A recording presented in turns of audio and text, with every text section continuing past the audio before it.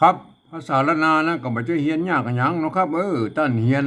อักขระนะครับมันก็คือตัวอักษรนะในภาษาไทยนะเห็นไหมเฮียนไม้นะครับมันก็คือสระนะครับในภาษาไทยสองอย่างนี้มาผสมกรรมกันตามหลักการของภาษาละนานะครับ7 วัน1 เดือนตัดก็อ่านออกเขียนได้แล้วก็ไม่ยากไม่ยากอันเรื่องที่มันยากกว่านั้นมันก็คืออย่างอี้นะครับ ถ้าเฮาจะเอาไปอวดให้คนอื่นในหูในหันตัวเฮานี่อันนี้มันยากกว่านี้แล้วก็เพราะว่าภาษาละนาวของเฮามันเป็นภาษาที่มันตายไปแล้วนะครับมันไม่ได้ใจในทางราชการมาเมินนะครับเพราะฉะนั้นคนที่มันมีอันที่เพิ่นอ่านออกเขียนได้น่ะมันมีน้อยคนนะครับมันจะอ่านออกเขียนได้น่ะเนี่ยเพราะฉะนั้นถ้า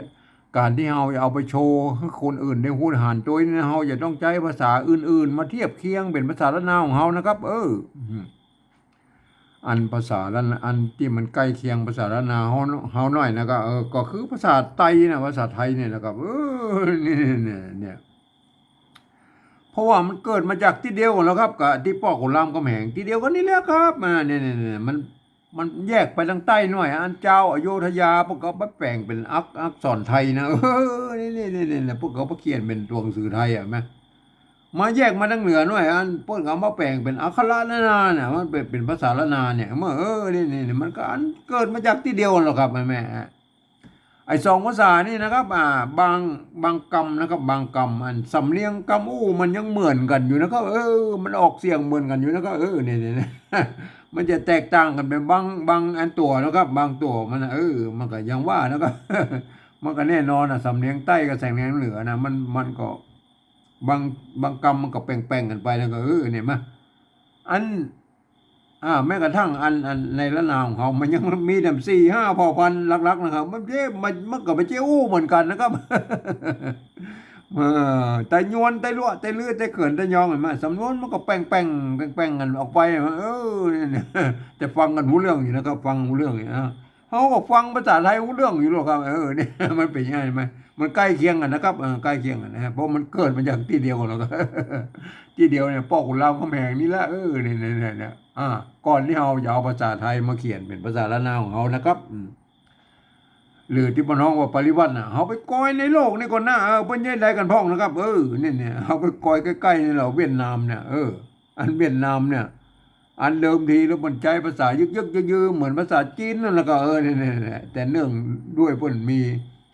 สงครามลากยาวกันมานานแล้วก็200-300 ปียาวเบิ้นนักแกนะก็เนี่ยตั้งสมัยอันสงครามเดียนเบียนฟูเวลาฝรั่งเศสพวกนั้นนะก็สู้กันมาเนี่ย มาอยู่ถึงสงครามเวียดนามเนี่ยแม่เวียดนามเหนือเวียดนามใต้นะอเมริกันเข้ามาแยกเวียดนามเหนือวันเวียดนามใต้เนี่ยเนี่ยมาหมดกันเมื่อปลายอัน2518เนี่ยเนี่ยมันเลิกสงครามเห็นไหมครับเพื่อก็มามีเวลาที่มาถ่ายทอดอันภาษายึกยืนน่ะมาสู่รุ่นลูกรุ่นหลานรุ่นเลนรุ่นโลนไปแล้วนะก็ไอ้มันเนี่ยไอ้ลูกหลานเล่นหล่นเปิ้นบ่เร็วนี่เปิ้นอ่านมันได้เขียนมันได้ภาษายึกยือๆหมดนั่นน่ะพวกก็เลยหันไปเอาอันอักษรอาราบิกนะครับมาเขียนเป็นภาษาของเปิ้นเนี่ยเปิ้นก็สิใส่จุดใส่หมวกใส่ขีดใส่หมวกสะปะสะเปดนะครับเพื่อให้มันได้ตามเสียงของมันภาษาเวียดนามเปิ้นน่ะเนี่ยไอ้จุดหมวกขีดไอ้หยังพวกนั้นมันก็คือวรรณยุกต์นั่นนะครับเห็นไหมเพื่อให้มันได้ออกเสียงตามสำเนียงของเปิ้นน่ะเนี่ยมันก็เป็นอย่างนั้นเห็นไหม อันนี้ละคือลักษณะของปริวัตินะครับก็คือการยืมเอาภาษาอื่นๆมาเขียนนะครับอันภาษาอาหรับิกนะครับมาเขียนเป็นภาษาของเปิ้นให้แม่เนี่ยเวียดนามแล้วก็ไปใส่จุดใส่หมวกใส่ขีดใส่หมวกสะป้าสะเปดอันนี้เป็นห้องว่าปริวัตินะครับปรับปรุงเปลี่ยนแปลงอันอย่างนิดๆหน่อยๆนะตามไม่ได้ไหมเฮาก็เหมือนกันนะเฮาก็เอาภาษาไทยเอามาเขียนนะครับไม่ใช่ภาษาละนานะครับภาษาไทยมาเขียนเป็นภาษาละนาเฮาเนี่ยก็ อันใดที่เพิ่นเขียนมาได้เขาก็ปรับปรุงเปลี่ยนแปลงไปนะครับไอ้มาเนี่ยมันก็เป็นอย่างนั้นมันลักษณะไว้วัดเดือดเขาไปก้อยในอันยุโรปคนละครับอันยุโรปนั่นอันอย่างอันฝรั่งเศสนะครับเยอรมันโปแลนด์นะครับยูเครนรัสเซียอย่างนี้เนี่ยโครเอเชียเนี่ยหรือยุโรปตะวันออก เปิ้นก็ใช้หลักการปริวัติภาษากันทั้งนั้นนะครับเห็นไหมเปิ้นจะเอาอักษรอาหรับิกนะไปเขียนเป็นภาษาของเปิ้นนะครับไปใส่จุดพ่องก็มี2จุดก็ยังมีนะครับบางทีก็หมวกปิ้นนี่ไอ้หมวกโคอิชินี่มันง่ายขึ้นนะครับเห็นไหมเนี่ยมันเครื่องหมายเห็นไหมอันหมวกเวียดนามนี่มันเป็นกรุ๊ปหุ้มลงนี่มันคนละปิ้นเป็นคนละลายเห็นไหมเนี่ยมันก็แล้วแต่อันไผจะสร้างเครื่องหมายอย่างมาใส่นะครับเนี่ยเห็นไหมเพื่อให้มันได้ตามเสียงของเพิ่นอันเอาไปก้อยในอังกฤษแล้วก็อันนี้ไปมันลายหนึ่งแล้วเนี่ยอังกฤษนี่เพิ่นจะเอาอักษรอาหรับิกมาเขียนเป็นภาษาของเพิ่นแล้วก็แบบโล้นๆเนี่ยแล้วก็เพิ่นมาใส่สักอย่างแล้วก็เห็นไหมแต่เพิ่นอนุญาตให้ผ่านเสียงไปเลยนะครับตามบริบทนะครับเห็นไหมคำเดียวกันนะไปอยู่ในประโยคคำถามก็เสียงแบบๆหน่อยอยู่ในประโยคธรรมดาก็เสียงแบบหน่อยเนี่ยมันก็อย่างเงี้ยมันลักษณะของภาษาอังกฤษเห็นไหมมันก็เหมือนภาษาละนาเฮายุคต้นๆนะครับมันมีไม่เยาะไม่ซัดไม่เยาะไม่ขอจ้างนะเห็นไหมหรือไม่เอกไม่โทนะเนี่ยมันก็พันเสียงกันได้หลายๆเสียงเหมือนเนี่ยมันเป็นยังไงไหมอันนี้คือลักษณะของภาษานะครับเห็นไหมครับก่อนที่เราจะเอาภาษาไทยมาเขียนเป็นภาษาละนาของเราเนี่ยปริวัติเนี่ยที่มันเราว่าปริวัตินะครับเนี่ยเราควรจะมีหลักอย่างยึดก่อนนะครับไม่ใช่เอามากันซื่อๆนะแม่ไหม ต่างคนต่างเอามาเนี่ย10 คนมันก็ไป10 แบบนึงความคิดมันมาเหมือนกันนะครับ100 คนมันก็100 แบบนะครับมันก็มาเหมือนกันมันมีอันจุดยึดกลางๆนะผมเองเนี่ยผมได้ใจอันหลักการของสภาวัฒนธรรมมหาวิทยาลัยเชียงใหม่นะครับเปิ้นตกลงกันไว้เมื่อปลายปี28เนี่ยเปิ้นตกลงกันไว้ว่านี่นะครับการที่เอาภาษาไทยมาสะกดเขียนเป็นภาษาละนาหรือที่เป็นห้องว่าปริวัตินะครับเห็นมั้ยเปิ้นบอกว่ากระทำได้อยู่3แบบหรือ3รูปแบบนะครับเห็นมั้ยเนี่ยอันแบบที่1นั้นเปิ้นจะเอาไว้สะกดเขียนบันทึกในลักษิลาจารึกเอกสารสำคัญในโบราณเนี่ยแม่เปิ้นจะเอาภาษาไทยเนี่ยไปเทียบเอามาทุกอักษรนะครับทุกไม้ทุกเครื่องหมายนะก็เนี่ยเปิ้นบอกเว้นเนี่ยนะมันบอกพิวแม้กระทั่งไม้กงไม้กังไหลนะเปิ้นจะเอามาโม้นะครับเนี่ยเป็นการปริวัติแบบละเอียดเนี่ยอันมันย่อยเกินไปนะเฮาไม่ได้ใจนะเฮาบ่อู้ถึงนะอันในรายละเอียดแล้วครับแม่เฮามาโอ้แค่แบบที่2นี่ก็พอนะครับแบบที่2นี่เปิ้นว่าอย่างนี้นะครับยืมมาอักษรไทยมาปรับเทียบเพื่อเป็นอักขระละนาทางบนปูนนี่แล้วก็ประกอบกรรมขึ้นมากับแบบภาษาไทยผสมผสานกันไปไหมบางครั้งไม้หรือสระมันบดตรงมันตัดกันก็คือบูรณะคำศัพท์ได้คือหน้าตาแบบไทยๆออกมาแบบไทยๆนะฮะแต่เวลาอ่านนั้นท่านต้องนึกถึงว่าอักษรเหล่านั้นคือเป็นอักขระละนานะครับอย่างเนี่ยอย่างเช่นตัวนี้เนี่ยถ้าประกอบในอันภาษาปริวัติแบบที่2แล้วท่านเห็นว่าเป็นตัวออ่างนะครับแต่ว่าท่านต้องนึกถึงว่าอันนี้มันเป็นตัวอะนะครับเนี่ยเป็นแย่ไหมคนทั่วไปมันไม่สามารถเข้ามาอ่านได้เพราะเห็นเนี่ยเพราะเห็นนี้แล้วครับมันจะเผลอเจิดจ้าบางกรรมมันก็ยังเหมือนกันอยู่นะครับบางกรรมมันจะแบบแตกต่างกันไปนะครับอันนี้มันก็ว่ากันไปนะครับคนทั่วไปนี่มันจะต้องไปอ่านในแบบที่3บนนะครับเดี๋ยวเขาก็อุ้มครับแบบที่3เนี่ยเฮาอุ้มแบบที่2นี่ก่อนนะครับเห็นไหมตัวนี้เนี่ยตัวยะนะครับเอาภาษาละนาที่มันตัวยะนะครับเห็นไหมอันภาษาไทยเนี่ยเปิ้นเอาอยนะครับมาเทียบนะครับเห็นไหมเนี่ยเนี่ยเปิ้นมาเทียบกันตั้งโบราณนะครับผมไม่ใช่มาเทียบคนเดียวนะครับตัวยะนั่นเนี่ยเปิ้นเอาอยนี่มาเทียบนะครับเห็นไหมอันไม่ยอไม่ยอกับไม่อีกนะไม่กากับสระอาเนี่ยยาเห็นไหมได้อะไรไหมอันนี้ยานะครับเห็นไหมอันนี้คือยานะครับอันเฮาไปก่อให้โบราณก่อนนะครับอันนั้นยานะเสียงมันมีเสียงยอเนี่ยมันมี2ตัวยะอันยากับอันมันภาษาละนาเพิ่มมั่มตัวญะนะครับ มันญะใช่มั้ยมันญะกับยะกับญะนะอันนี้ยะกับญะใช่มั้ยนั่นมันเป็นยังไงมั้ยตัวยอกับตัวยอใช่มั้ย เฮาไปก่อโบราณกันบ่ก่อโบราณนะเพิ่นมีตั้งแต่โบราณนะภาษานี้คือภาษาละนานะมันเป็นยังไงมั้ยนี่จริงนะก็อันนี้มาตัวจะไม่กี่ตัว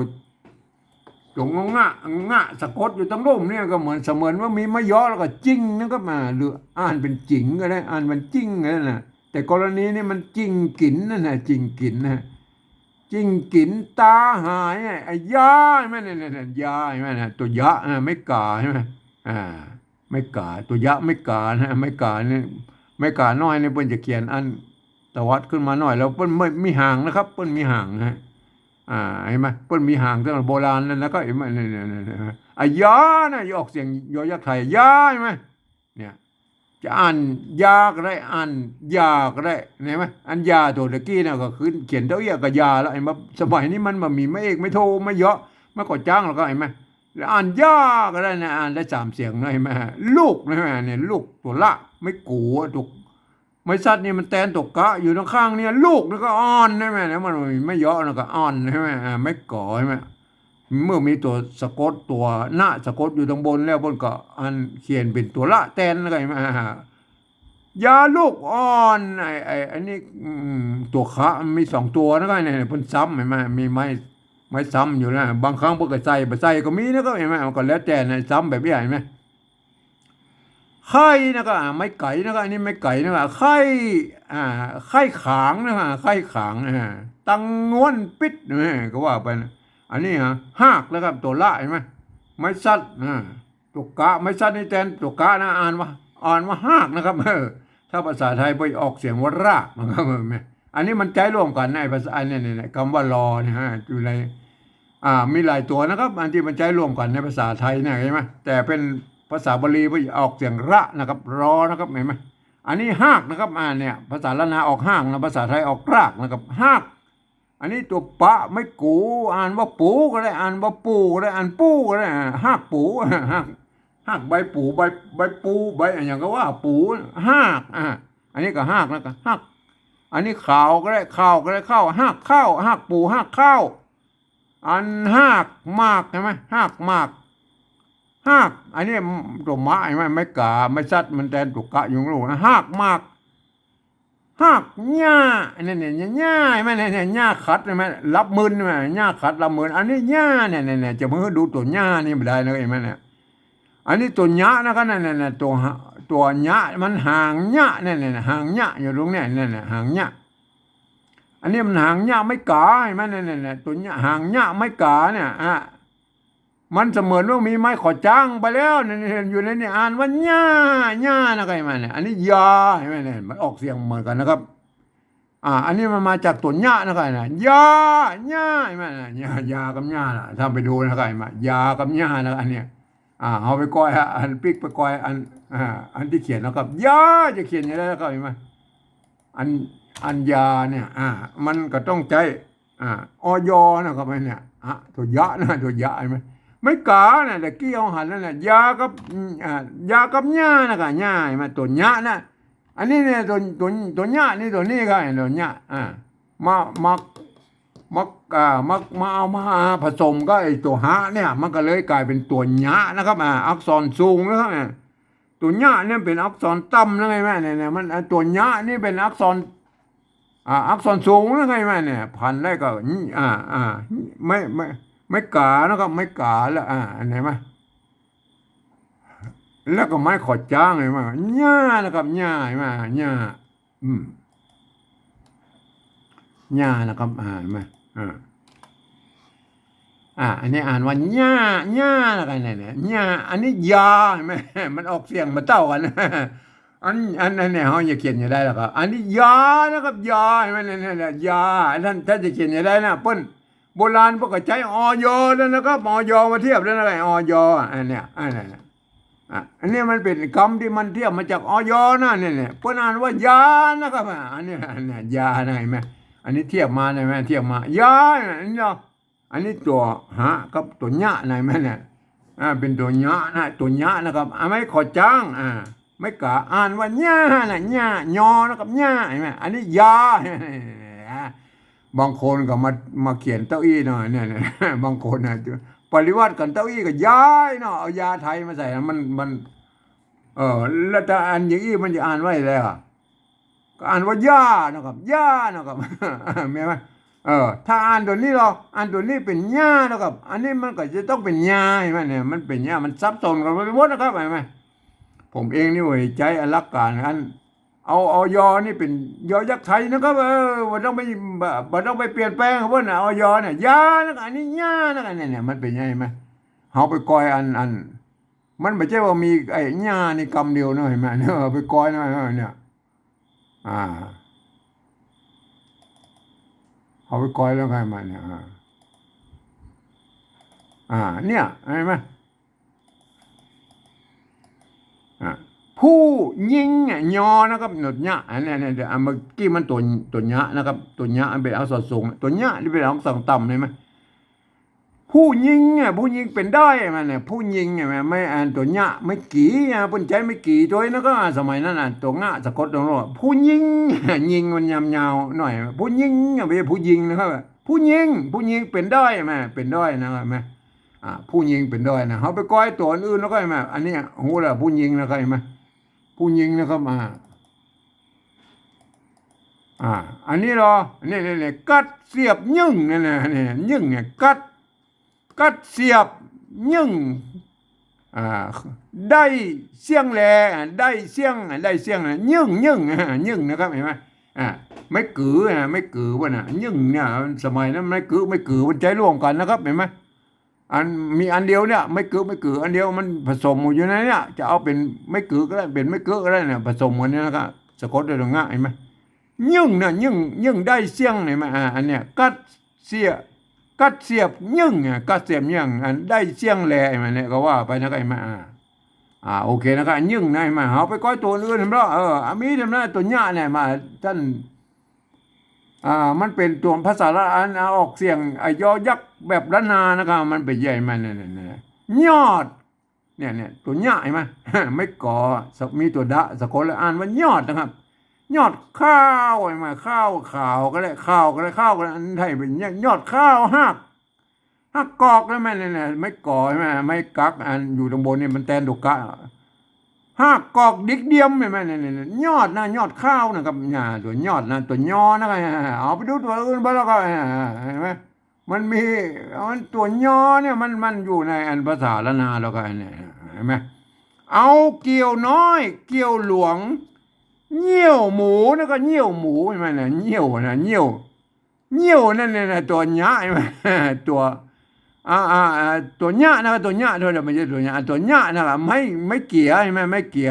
มันมีตัวว่าสะกดแล้วพ้นตัดไม่เกี่ยออกเอาเกินจะอันเงี้ยวก็ได้อันเงี้ยวก็ได้กรณีเงี้ยวหมูนะครับเงี้ยวหมูเงี้ยวหมูนั่นแหละเงี้ยวหมูนะครับเอาไปดูตัวอื่นแล้วเงี้ยวหมูแล้วนะใช่ไหมอันนี้ตะกี้ละอันนี้ตะกี้ละไอ้มันคุยดุกดุกไม่กุหรือไม่กูมันใจเหมือนกันนั่นแหละไม่กุกดุก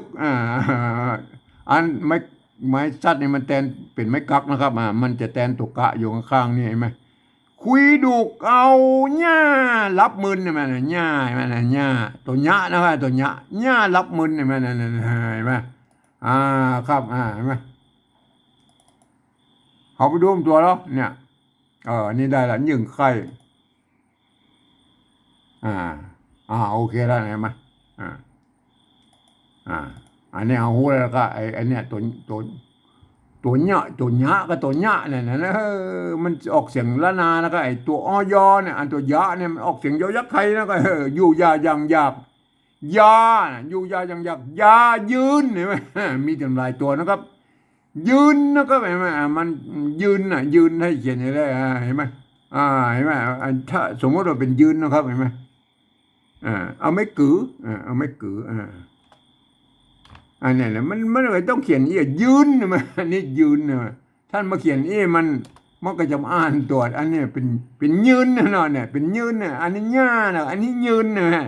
อันนี้ยืนนะเนี่ยอันเขาเขียนยืนทางบนมันก็เคยต้องเขียนอย่างไหมเนี่ยไม่กือไม่ใจอย่างก็ได้หรืออย่างก็ได้เนี่ยไม่เมื่อเอาหันเมื่อกี้เราไม่กี่ไม่กี่แล้วไม่200ตัววัดตรงกลางเนี่ยสะกดด้วยตัวหน้าไหมอันนี้ยืนใช่ไหมยืนอันนี้ยืนต้องเขียนนี้ใช่ไหมยืนอันนี้หญ้าเนี่ยมันจะต้องเป็นนะครับไม่เนี่ยมันเดี๋ยวท่านก็โปรดเข้าใจว่าไอ้ภาษาละนามันเป็นอย่างนะ มันมียอยักษ์2 ตัวนะก็มันเหมือนภาษาไทยนะยอเห็นไหมยอยักษ์มันมีอันตัวมันมีอันตัวอันอ่าตัวตัวหญ้าเห็นตัวไงไหมอันนี้เนี่ยอันนี้เป็นออกเสียงยอยักษ์ไทยมันก็เป็นอยอนะก็ท่านกับโปรดเข้าใจไว้นะรู้หูแล้วนะก็ไอ้ยานี่ยานี่ออกเสียงยอยักษ์ไทยนะก็ยานะครับตัวต่อไปนะครับข้ามเห็นไหมตัวคะเพิ่นยืมตัวคะอันตัวอันนี้เนี่ยตัวคะเพิ่นยืมตัวขอไข่มาเป็นนะเนี่ยขอไข่นะเห็นไหม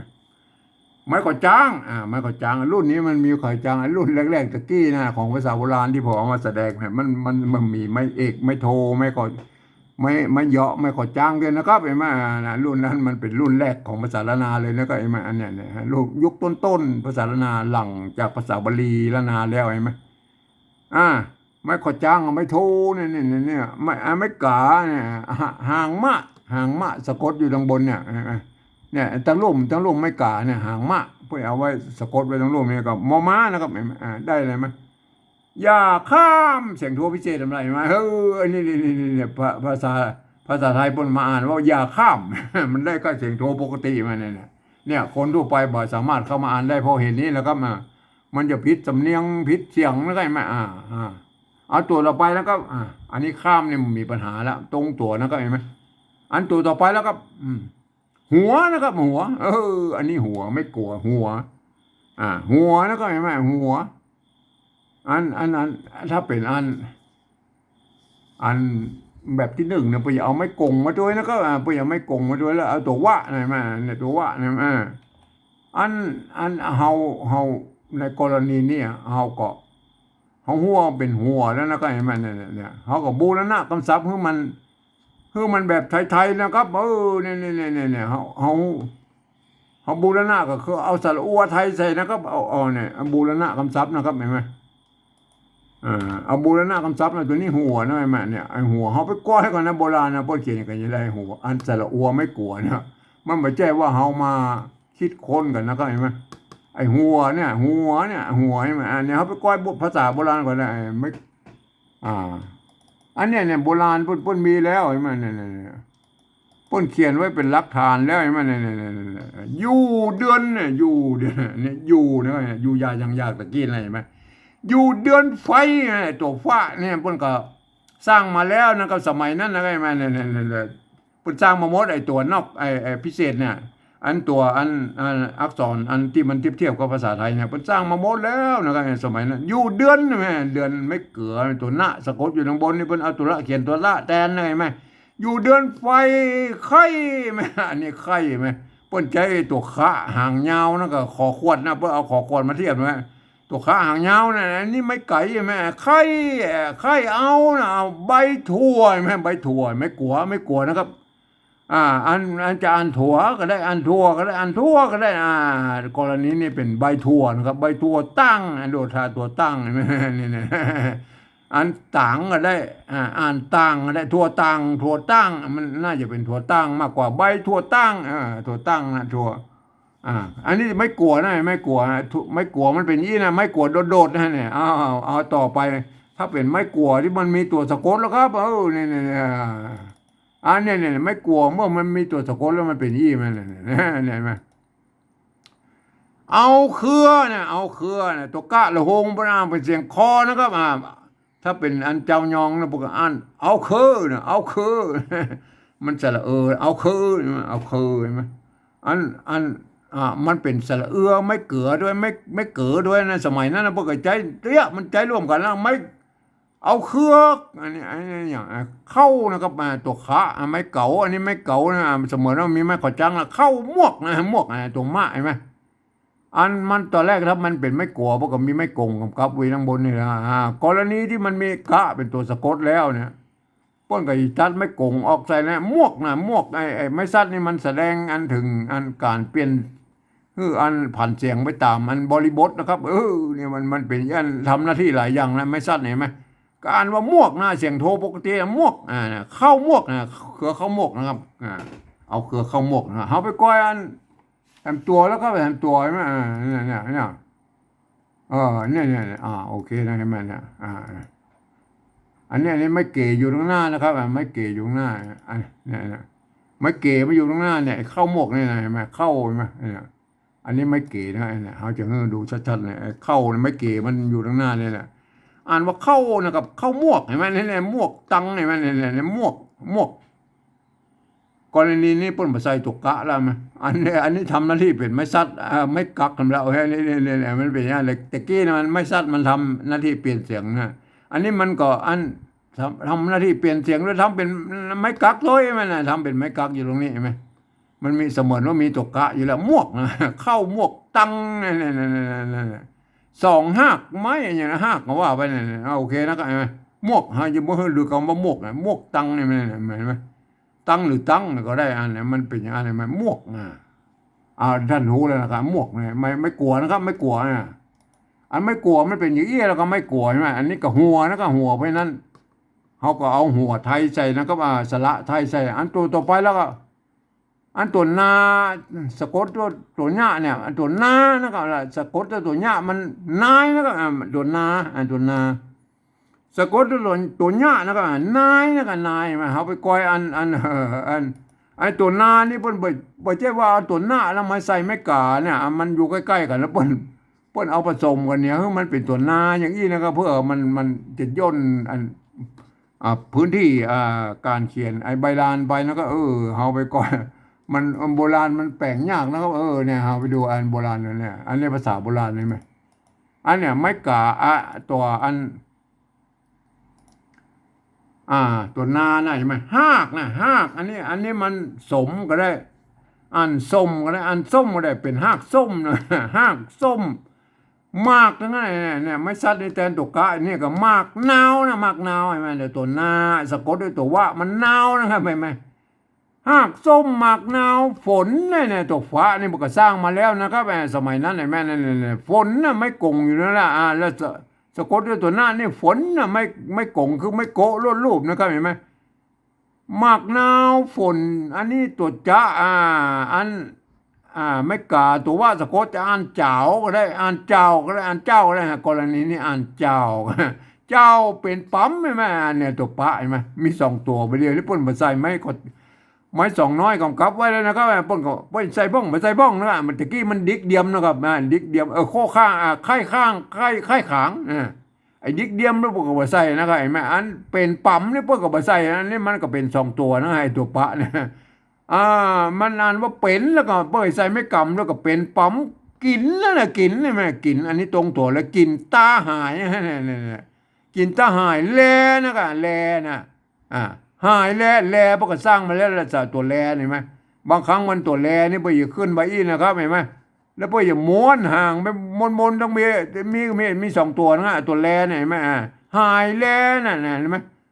การสะกดด้วยหางหญ้าเนี่ยหางหญ้าไปอย่าเขียนไว้ทั้งรูปนี่เราเปิดมาตวัดไปทางบนพวกนี้เนี่ยการหายเนี่ยนายมันตัวนาสะกดด้วยตัวหางหญ้าไหมหางหญ้าไปอย่าเขียนไว้เนี่ยปุยตะวัดห่างไปทางบนพุ่นไหนมันนายเฮยไม่ใช่นายเฮยนะครับอันถ้าเอาเฮยนี่มันจะต้องใช้ตัวหะนะครับนายเฮยอันนี้เฮยนะครับเฮยนายเฮยนะเป็นยังไงไหมนายเฮยนะครับอันนี้นายเฮยนะครับนายเฮยนะครับใช่ไหมท่านก็หูแล้วนายน่ะนายมันมาจากกรรมโบราณนะครับเป็นของโบราณใช่ไหมเอามาก้อยตัวต่อไปแล้วครับเห็นไหมยานี่มันมีปัญหาละอันนี้เนี่ยเฮาตะกี้ละยาเนี่ยยาก็คือตัวนี้เนี่ยออยนะเอาตัวออยไม่ใช่ตัวเป็นตัวยะเนี่ยยาเนี่ยอันนี้เหรออันนี้แบบอ่านว่ากายนะตัวละได้บนมาอ่านนะครับว่าปนอ่านว่ากายนะครับปนเอามากั้มไว้เฉยๆนั่นเนี่ยกายตัวกะตัวละไม่กาตัวเนี้ยเนี่ยกายนะปนอ่านว่ากายมันจะกลายเนี่ยก็ไม่เนี่ยมันมาเป็นอย่างนี้ไหมเอาไปก้อยอันโบราณหน่อยแล้วป้นไหวได้เนี่ยนี่มันป้นกันยังไงแม่เนี่ยป้นตัวละนี่ปนเอามากั้มเฉยๆนั่นเนี่ยมันไม่ใช่อ่านในมันเนี่ยใบนะก็ใบแม่อันนี้เหรอ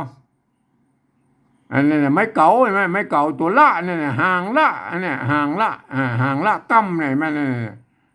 ไม้ซัดนะครับมันแสดงว่ามันอันเพื่อเอามากำกับไม่โกบาลีเนี่ยถ้ามาอ่านถ้าภาษาหมูนี่มันเป็นอันยุคหลังๆของภาษาบาลีแล้วครับก่อนยังมาเป็นภาษาเจ้าบ้านเนี่ยอันนี้เพื่อเอามาตัวอักษรบาลีมาเขียนเป็นภาษาเจ้าบ้านนะครับพวกกันเลยอันไม่เกกาเนี่ยมันเป็นอันเป็นข้ออันที่เปิ้นเอาเขียนว่าเป็นไม้โกบาลีแล้วนะครับเพราะฉะนั้นมาเป็นอันไม้เก่าสละเอาไม้เก่าแล้วเปิ้นจะเอาไม้ซัดกำกับไว้นะครับบางที่เพิ่นก็ใช้ไม้กงนะครับมาเห็นไหมไม่กงก็มีไม่ซัดก็มีไอ้กรณีมันใจไม่ซัดนะครับเห็นไหมตัวปะอันนั้นไม่ซัดอันนี้ไหมตัวละอันน้อยไอ้กำไปเป็นหางละเห็นไหมหางละก็มีหรือจะอะไรเขียนละน้อยก็เหมือนกันนี่มันก็แล้วแต่นะครับป้นมาอ่านนะครับป้นมาอ่านนะป้นอ่านว่าใบอันนี้อ่านเป๋าก็ได้อ่านเป่าก็ได้อ่านเป้าก็ได้นะกรณีนี้มันเป็นใบเป้านะครับใบเป้าตองแตกใช่ไหมตองเนี่ยอันนี้แตกใช่ไหมอันนี้ตรงตัวหน้าไอ้ตองก็แตกนะมันอ่านได้หลายเสียงนะครับอ่านได้3เสียงนะครับเห็นไหมใบเป้าตองแตกนะครับตองแตกว่องว่องเห็นไหมว่องตองแตกว่องนะครับว่องตองแตกว่องเห็นไหมเนี่ยเป้าใบเป้าเขาไปดูตัวต่อไปแล้วกันไหมเนี่ยเนี่ยเขียนเหมือนกันนะเขียนเหมือนตะกี้ไหนมาเขียนเหมือนตะกี้ไหนมาเนี่ยอันนี้ตัวนานาดน้ำใช่ไหมน้ำใช่ไหมนี่น้ำนะครับน้ำเป่าตะกี้มันใบเป่าแล้วก็อันนี้กลายเป็นน้ำเป่าอะไรมันน้ำเป่าน้ำบาดาลน้ำเป่าใช่ไหมนะอันเนี้ยเปิ้นตัวละนี่เปิ้นมาอ่านนะว่าเปิ้นเอาละนอเอาหางละสะกดตัวนั่นเนี่ยหางละมากำตัวแม่เนี่ยเปิ้นเอาหางละกำก็มีนะก็เห็นไหมพวกกับบันทึกกันนะมาเอาหางละกำมันงามไปเลยหรือจะเอาละน้อยก็สุดแล้วแต่นะก็ท่านแล้วแต่อันนี้ตั้งนี่ไหมตั้ง3เนี่ยผีเสื้อนี่ไหมได้ไหมนาดน้ำเป่านะน้ำเป่าน้ำบาดาลนะนี่ตัวละพวกเรามากำไม่เฉยเพราะฉะนั้นไอ้ตัวนี้ก็พวกก็เอาตัวอันนี้มากำเฉยๆนั่นเนี่ยพวกอย่าเอาเป็นอย่างนี้ก็ได้นั่นเนี่ยฮะ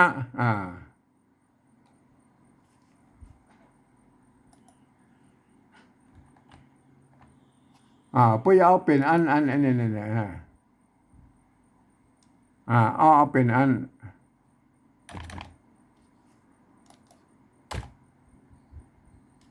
เป็นอันเขียนเลยเนี่ยเพื่อจะเขียนเป็นอย่างนี้ก็ได้เนี่ยมันพูดกระจายกันนั่นแหละโบราณพูดกระจายเนี่ยอยากขายนะอยากขายเพื่อจะเขียนอย่างนี้ก็ได้นะครับอยากขายโอเคนะครับตกลงเขียนอย่างนี้ก็ได้นะครับห่างละนะครับเพราะว่าเขาก็มีอันในโบราณนั้นนะครับโบราณพวกก็มีนะเพื่อเอาห่างละมากำมาจึงก็ได้นะครับมากำเพื่อความสวยงามนะครับอันนี้เนี่ยโบราณพวกก็มีตัวอย่างนะอยากขายนะอยากขายบนตัวละเนี่ยบนมาอ่านนะครับบนตัวละในกำเนี่ยอันนี้ก็อ่านว่าอยากขายนะครับอยากขายเนี่ยออกเสียงชัดวาเนี่ยไม่ใช่อันอยากกลายนะครับไม่ใช่นะครับบนอ่านว่าอยากขายนะอันนี้เหรออันนี้หัวนะก็หัวเนี่ยเขาก็อู้ตะกี้ละอันนี้เนี่ยหัวเนี่ยเอาไม่กลัวเอาสระอัวไทยใส่นะครับเนี่ยสระอัวไทยใส่นะครับเอาสระอัวเอาสระอัวไทยใส่นะครับอันนี้บูรณะคำศัพท์นะครับหน้าตาแบบไทยๆนะครับไอ้ตัวอื่นก็เอามาตรงตัวเลยนะครับเห็นไหมอันหมู่นี้เอามาตรงตัวหมดอันนี้เพียงแต่ว่าอันตัวละนี่เพิ่นมาอ่านเฉยๆไอ้เนี่ยในกรณีนี้เห็นไหมอ่านว่าขายนะครับบัดต้องไปอ่านนะไอ้ตัวละนี่นะครับเพิ่นเอามากำมืองามเฉยๆนะครับเห็นไหมโบราณพวกก็มีตัวอย่างให้ดูแล้วเนี่ยเพิ่นไม่ได้อ่านนะครับเพิ่นไม่ได้อ่านเห็นไหมเขาก็ดูแล้วนะอันนี้ตัวละไม้ย่อกับไม้เอกนะครับไม้ก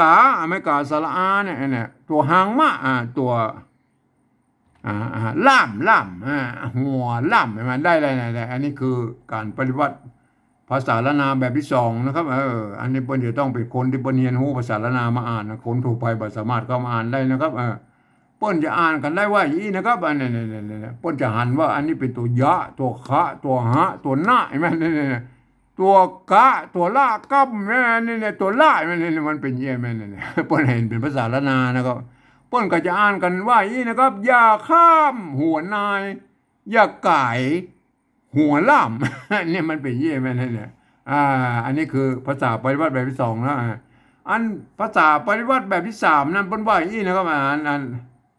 อันตามหลักการของสภาวัฒนธรรมมหาวิทยาลัยเชียงใหม่นะครับเปิ้นตกลงกันไว้เมื่อปลายปี28นะเปิ้นบอกว่าว่าหลักการเปิ้นบอกว่ายื้อเอาฟังนะไม่ใช่ยืมนะยืมนี่มันยืมอักษรไทยมาเขียนนะมันแบบที่สองนะครับเห็นไหมอันเนี่ยแบบที่สามเนี่ยเปิ้นบอกว่าฟังนะหลักการมันคือฟังเอาเสียงภาษาละนานบนปูนนี่ที่เปิ้นว่าออกมาได้เปล่งเสียงออกมาได้นะฮะ การเปล่งเสียงออกมาได้ก็คือเสียงกระมูนั่นแหละครับเห็นไหมเปิ้นเปล่งเสียงออกมาได้ก็เอาภาษาไทยเขียนเป็นจะนานเห็นไหมแต่เปิ้นตัวเอี้ยสั้นๆเดียวอย่างนั้นไหมแต่พวกก็ลืมกึดไว้หน่ออันภาษาไทยมันเป็นระบบ5เสียงนะครับอันภาษาละนามันเป็นระบบ6เสียงนะครับการที่จะเอาภาษาระบบ5เสียงมาเขียนเป็นระบบ6เสียงมันบ่ได้เป็นบางเสียงนะครับแม่มันบ่ตรงบ่ตัดกันให้เนี่ยมันก็เลยทำให้มันจะต้องปริวัติอะครับปรับปรุงเปลี่ยนแปลงเห็นไหมก็เหมือนแนวทางของเวียดนามที่มันทำที่ผมไว้บอกที่แล้วไปใส่หมวกใส่จุดใส่ขี้ที่หมดสภาพจะเบ็ดเพื่อไม่ได้ตามเสียงของเพื่อนอันนี้เนี่ยก็เหมือนกันนะแม่เนี่ยไอ้คำว่าข้ามเห็นไหมอันนี้ข้ามเห็นไหมอันนี้ก็ข้ามเห็นไหมแต่ถ้ามาเขียนเป็นแบบที่3แล้วมันออกแค่ได้แค่เสียงโทนมันข้ามแล้วก็แม่เนี่ยมันเป็นยังไงไหมเพราะนั้นเราจะต้องป้นห้องว่าปริวัตินะครับแนวทางของเวียดนามจะต้องปริวัติไอ้ตัวนี้นะใช่ไหมผมบางคนพวกเปิบเอาขี้ตัวเอาอันเนี้ยไปเป็นข้ามนะมันก็เลยมั่วกันไปหมดนะครับมันมั่วแล้วก็มันมั่ว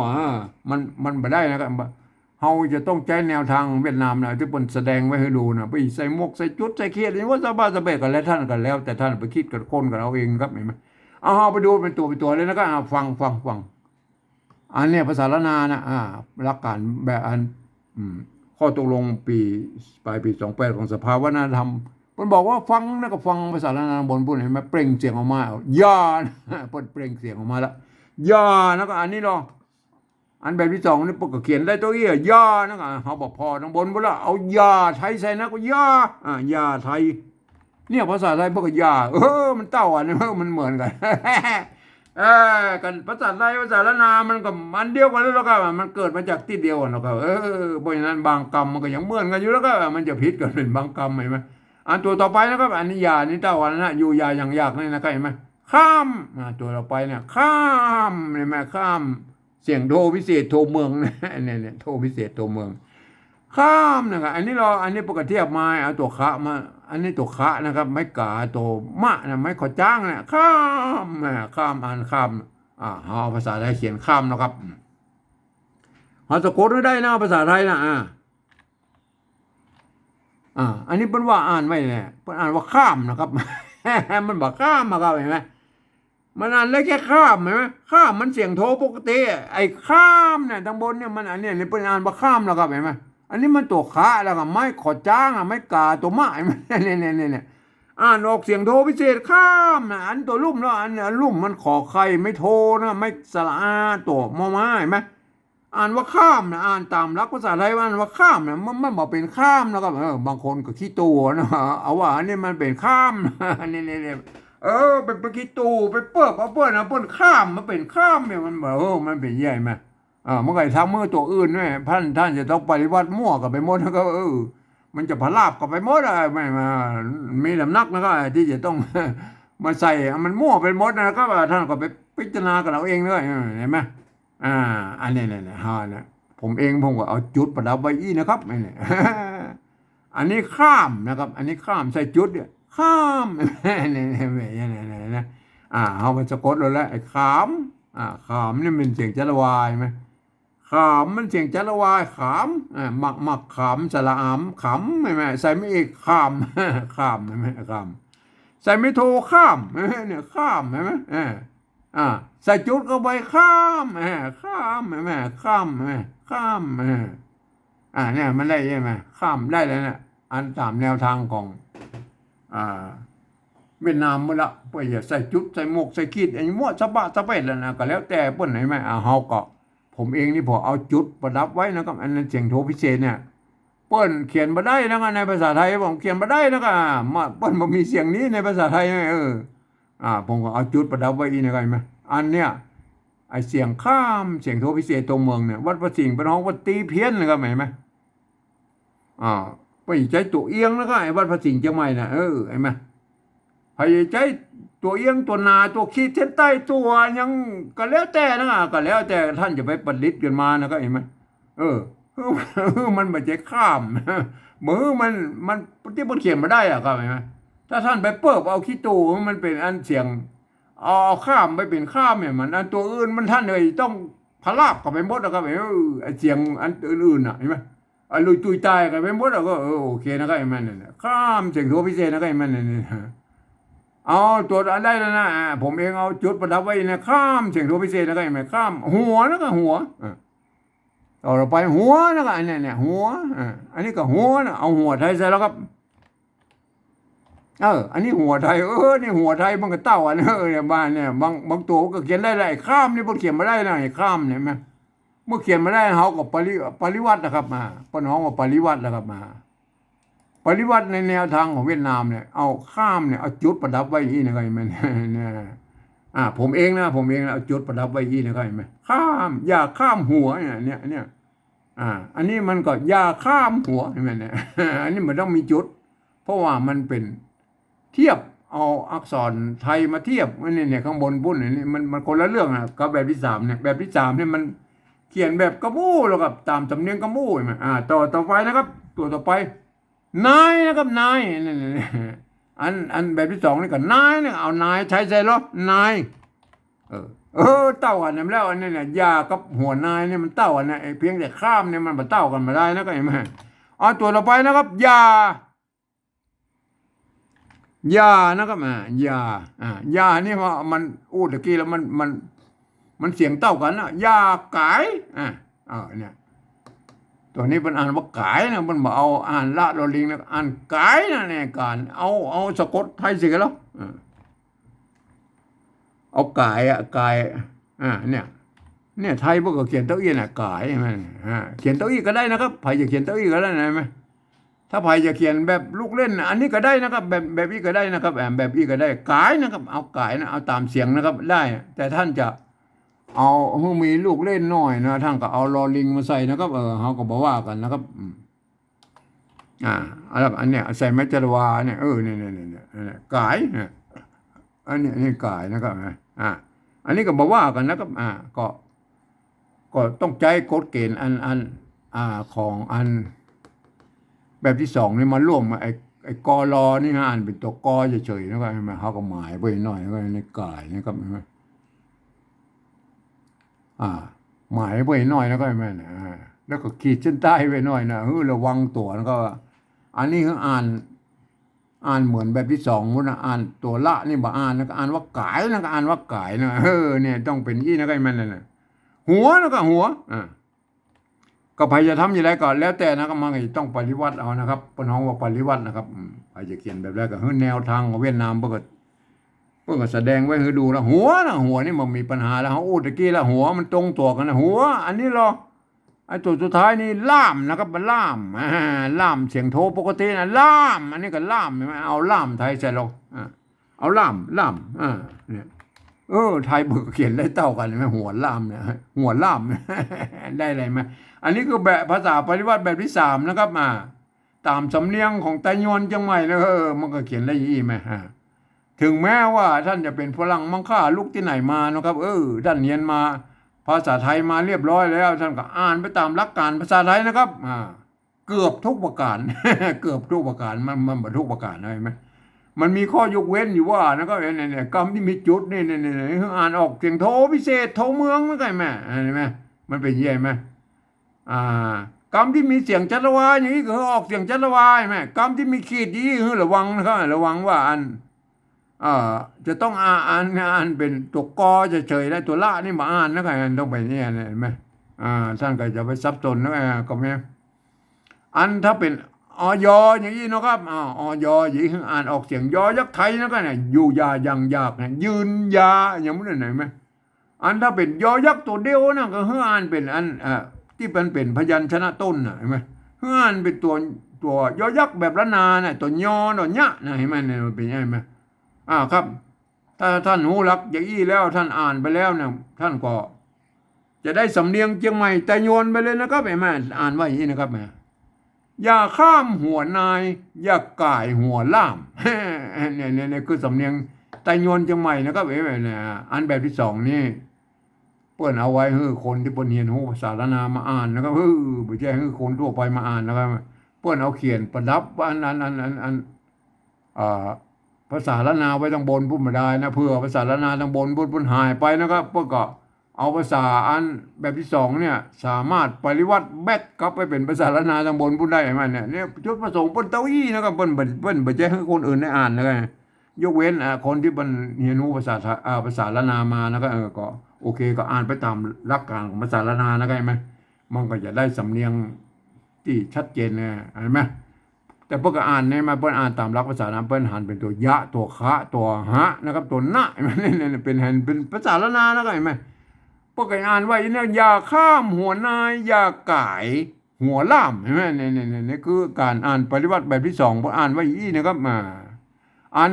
ภาษาละนาทางบนปูนนะครับเนี่ยพวกก็เขียนกันได้ส่วนใหญ่แล้วพวกเขียนกันได้อย่างนี้นะครับเห็นไหมแต่ก็ยังว่านะครับมันก็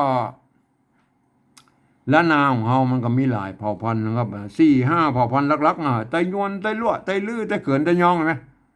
มันก็แต่ละที่มันก็เพิ่งถ่ายทอดกันมาตั้งแต่โบราณนั่นนะก็ไอ้มาเพิ่งถ่ายทอดกันมาเนี่ยมาถึงไปเรียวนี่เอาหันเพิ่นเขียนแต่งตั้งกันไปมันก็ท่านก็จะไปว่านะครับเฮาก็บอกควรจะไปว่าเปิ้นนะครับเฮามาวิเคราะห์ก่อนนะครับก่อนที่ไปว่าเปิ้นนะครับเห็นไหมอย่างเช่นตัวนี้แม่เนี่ยตัวอันนี้เปิ้นมาใส่ตัวละก็ได้นะพวกอ่านว่าก่ายนะเนี่ยตัวละเนี่ยหางละเห็นไหมหางละมันจะเป็นละน้อยก็ได้หรือเป็นหางละนี่ก็ได้ไงมันก็แล้วแต่นะโบราณพวกก็เขียนให้มาเอาหางละกั้มเนี่ยพวกก็บอกเสียงนะเปิ้นบอกเสียงเห็นไหมหรือว่าใส่ก็ได้นะมันก็ก่ายนั่นเนี่ยมันก็แล้วแต่ที่เปิ้นจะชอบนะครับแล้วแต่มาอันตัวอื่นๆมันก็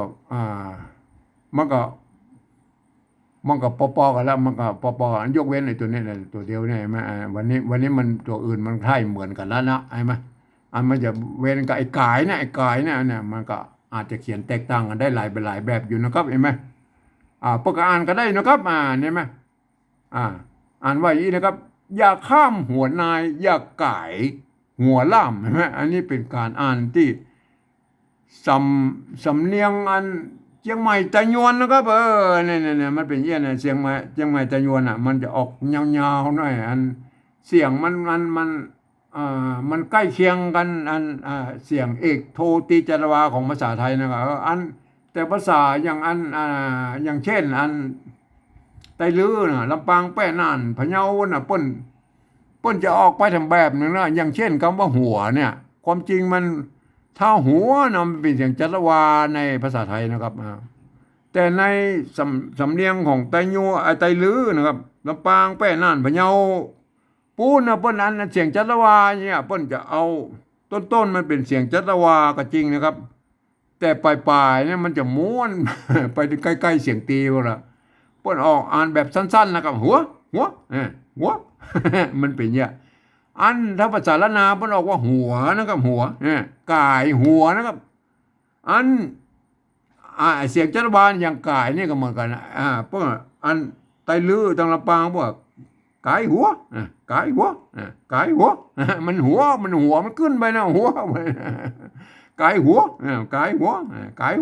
มันเป็นอย่างนี้มันเป็นอย่างนี้สำเนียงแต่ละที่มัน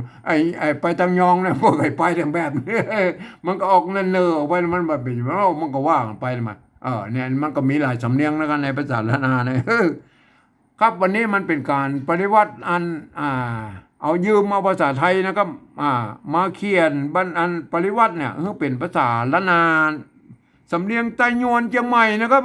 เนี่ยคือมันจะเขียนกันได้ยี่นะครับตามแบบฉบับของกินสิงเคอาของผมเนี่ยมาผมจะเขียนเนี่ยมันก็ยังมีทำหลายแบบนะครับที่เปิ้นกึศเขียนขึ้นมานะเพื่อมาได้ตามสำเนียงของภาษาละนาในไหมภาษาละนามันมีหลายสำเนียงนะครับไตยวนไตลั่วไตลื้อไตเกินไตยองมันก็ไม่ใช่อู้เหมือนกันท่านก็ไปพิจารณากันเอาเองนะครับในเผ่าพันธุ์อื่นๆนะครับวันนี้มันเป็นอาการสำเนียงของไตยวนเชียงใหม่นะครับควรจะเขียนกันได้ยี่นะครับครับ วันนี้ผมก็ขอบรรยายเพียงแค่นี้นะครับ